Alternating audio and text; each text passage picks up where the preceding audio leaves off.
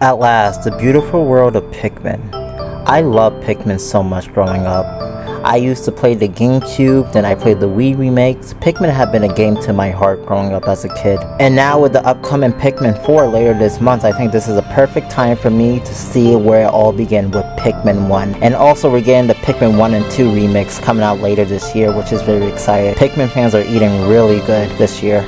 P.S. Nintendo, let's forget about Hey Pikmin.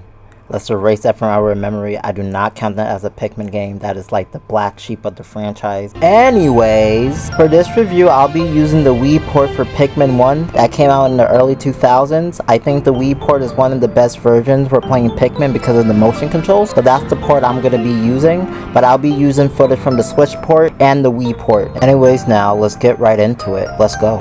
In Pikmin 1, we start off with a young captain named Olimar, who crash land on PNF 4 aka Earth. And when he crash lands, he have 30 days to survive on the planet or he'll lose oxygen, which is poisonous to his kind. Is this Earth? Maybe it is, maybe it's not, but throughout the Pikmin series, we see a lot of different objects that humans use that make us think that it might be Earth. Kind of disturbing when you think about it. Did humans eliminate each other? Did we finally have World War III? What happened? Throughout your adventure, there's 3 different types of Pikmin types. One Pikmin type are red Pikmin. Red Pikmin are resistant to fire and they have ×2 damage. These Pikmin are really good to fight other enemies and clear them out so your other Pikmin can come in the area. Then the other Pikmin we have are blue Pikmin. Blue Pikmin are an aquatic little creature that will able for you to collect treasure underneath the water. I really like these guys because blue is my favorite color. They're so cute with their little mouths. And secondly, we have yellow Pikmin. Yellow Pikmin can be thrown very high to get strip parts at hard to reach areas, and also they can pick up bomb rocks. Unlike in the other games, they don't have electricity powers, unfortunately. And you, playing as Captain Olimar, have to use each Pikmin abilities to your best devices. This is where the real-time strategy comes into play. Throughout your adventure on PNF 4 you have a time limit. And in this time limit, you have to get as many ship parts as possible because you have a 30-day time limit. And you have to organize your Pikmin to carry out different tasks on each location. There are 5 locations in the main game, with the last location being the boss area. This encouraged replayability in this game. Unlike the other Pikmin game, Pikmin 1 is very short that will allow players to have replayability and play the game over and over again to see if they can get a higher score and see how many Pikmin they can grow within 30 days or less, which I really enjoy because the other Pikmin game, for example Pikmin 2, is way more longer and more focused on dungeons, while Pikmin 3 there's really no challenge because you can collect fruit very easily. I do enjoy Pikmin 2 more than Pikmin 1 by the way, and 3.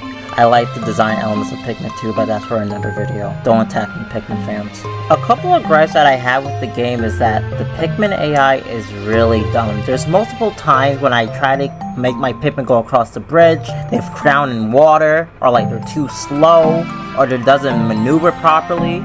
I know there's a feature in the game called the Swarm ability, but the Swarm ability is really good, but like, I don't really want to be using the Swarm 24/7 in the game. I know they fix the AI in later games, and I know people playing, oh, is that how the game is designed? That's how the game is designed, you know, but I'm like, no, it's just AI, the AI problems of the Pikmin, and they're not listening to you because the game is super old and they need to fix out the kinks.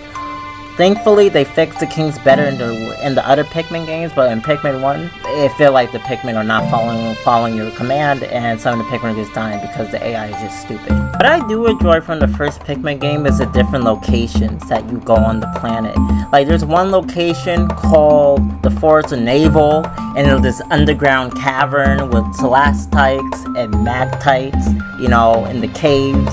And you have these different underground nocturnal enemies that live in the cave, and like they're like different versions of enemies that you see on the surface, which I find to be really cool. And I can see how the creators use different like biodiversity and made an ecosystem around the planet so you can internalize like, oh, I understand why this creature live in this location in this hot, dry environment while this location live close to water. And it really puts the world together like you're like an alien on like a hostile planet and all these different creatures trying to attack you. And that's just the beginning of it, because there are certain days, if you go on certain areas or certain days, that special enemies appear. For example, on like day 7, in the distant spring, there's this enemy in an egg, and when you break the egg, a new type of enemy comes out, and it's like a secret boss. And if you destroy the boss, you get extra Pikmin, which I find to be really cool. And these bosses are really challenging. I remember finding this boss for the first time, and I lost so many Pikmin that I had to redo today.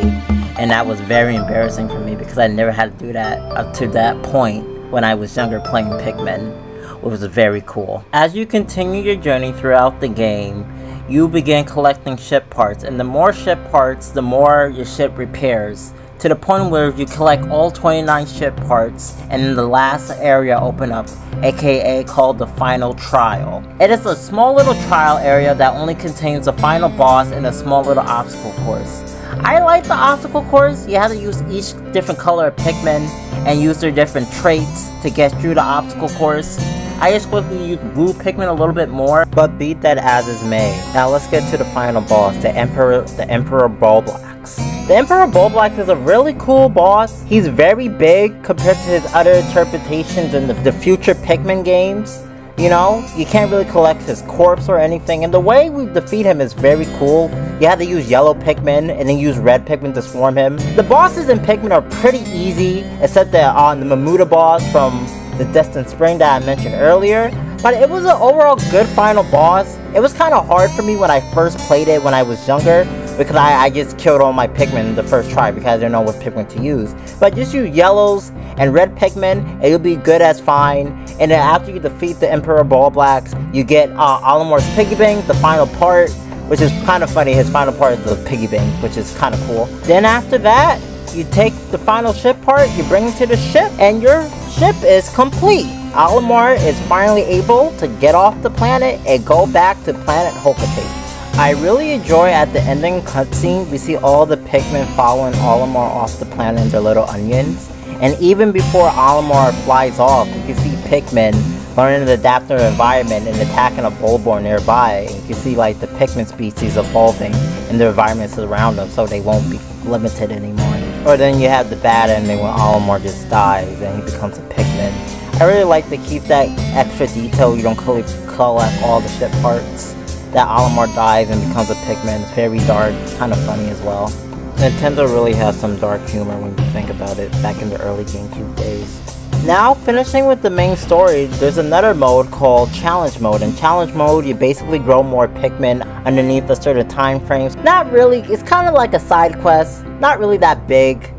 You can skip that little side tangent if you want to, not really a big deal. I didn't really play a lot of the challenge mode growing up or even now. I don't really care about it. But it's a nice thing to do after you're done with the main story. Overall, I give Pikmin a very fun game to play for friends and family or people trying to get into Pikmin. If you get into Pikmin for the first time, I suggest you go to another Pikmin game because Pikmin 1 is kind of hard for newcomers and kind of tedious, especially with the Pikmin AI.